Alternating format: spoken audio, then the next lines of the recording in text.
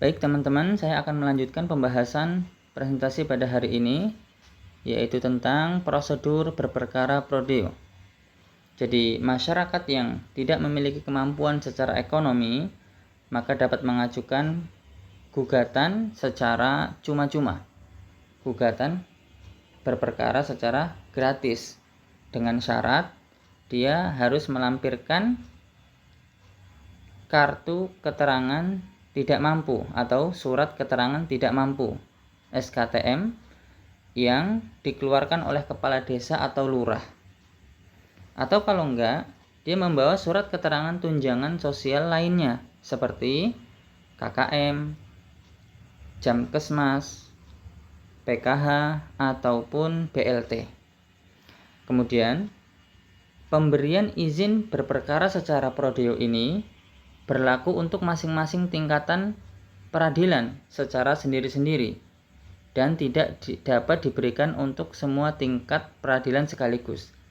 Jadi kalau tingkat peradilan pertama itu mengajukan prodeo, ini biaya berperkara bebas biaya. Kemudian kalau dia merasa nggak puas dengan putusan di pengadilan pertama, maka dia bisa mengajukan perkaranya di pengadilan tingkat banding. Kalau mau secara cuma-cuma gratis lagi, maka dia harus mengajukan lagi. Jadi tidak cukup pengajuan yang pertama, maka dia harus mengajukan secara prodeo untuk yang kedua kalinya, untuk melanjutkan perkaranya di pengadilan tingkat banding. Ya, kemudian slide berikutnya adalah tentang prosedur berperkara secara prodeo di pengadilan agama. Jadi ini prosedurnya ya. Yang pertama adalah penggugat ataupun pemohon mengajukan permohonan berperkara secara prodeo bersamaan dengan surat gugatan ataupun permohonan secara tertulis atau lisan. Jadi ketika dia mengajukan surat gugatan, nah dia juga harus ketika itu dia mengajukan juga permohonan secara prodeo, gitu ya. Kemudian apabila tergugat selain dalam perkara bidang perkawinan juga mengajukan permohonan berperkara secara prodeo, maka permohonan itu disampaikan pada waktu menyampaikan jawaban atas gugatan penggugat. Ketika yang digugat ingin mengajukan permohonan berperkara secara prodeo, maka kapan dia menyampaikan adalah ketika dia menyampaikan jawaban atas gugatan sang penggugat. Kemudian, majelis hakim yang telah ditunjuk oleh ketua pengadilan agama untuk menangani perkara tersebut membuat putusan sela tentang dikabulkan atau tidak dikabulkannya permohonan berperkara secara prodeo setelah sebelumnya memberikan kesempatan kepada pihak lawan untuk menanggapi permohonan tersebut. Jadi nanti majelis hakim memberikan putusan sela yang di dalamnya berisi pemberitahuan apakah dikabulkan atau tidak permohonan secara prodeo ini. Gitu. Nanti putusan sela juga ada juga nanti di dalamnya apakah perkara ini dilanjutkan atau dihentikan seperti itu. Jadi di antara isinya adalah nanti apakah permohonan secara prodeo ini artinya bebas biaya, apakah dikabulkan atau tidak nanti akan dituangkan di putusan sela itu tadi.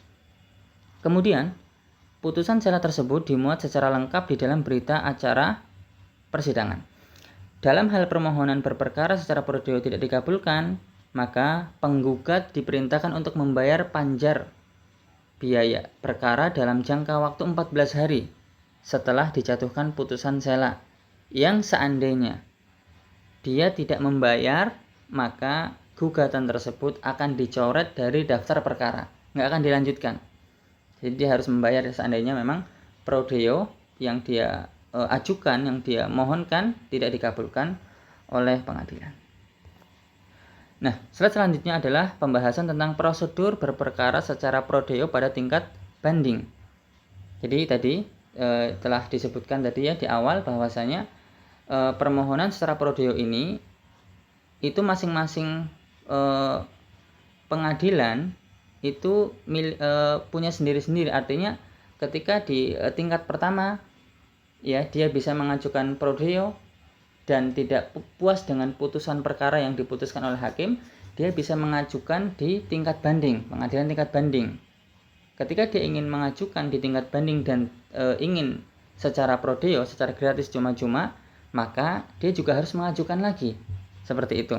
Nah, prosedurnya apa? Bagaimana? Yang pertama adalah permohonan berperkara secara pro deo diajukan secara lisan atau tertulis kepada pengadilan agama dalam tenggang waktu 14 hari setelah putusan dibacakan atau diberitahukan. Jadi permohonan berperkara secara pro deo ini diajukan ke pengadilan agama yang tahap pertama tadi, diajukan di sana.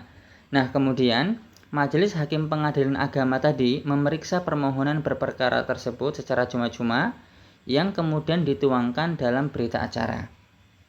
Nah, kemudian berita acara hasil pemeriksaan permohonan berperkara secara pro deo dikirim oleh pengadilan agama ke pengadilan tinggi agama bersama bundel A dan salinan putusan selambat-lambatnya 7 hari setelah pemeriksaan selesai. Lalu, pengadilan tinggi agama memeriksa permohonan tersebut dan menjatuhkan putusan yang kemudian dikirim ke pengadilan asal. Jadi putusan dari pengadilan agama tersebut, ya kan, tentang permohonan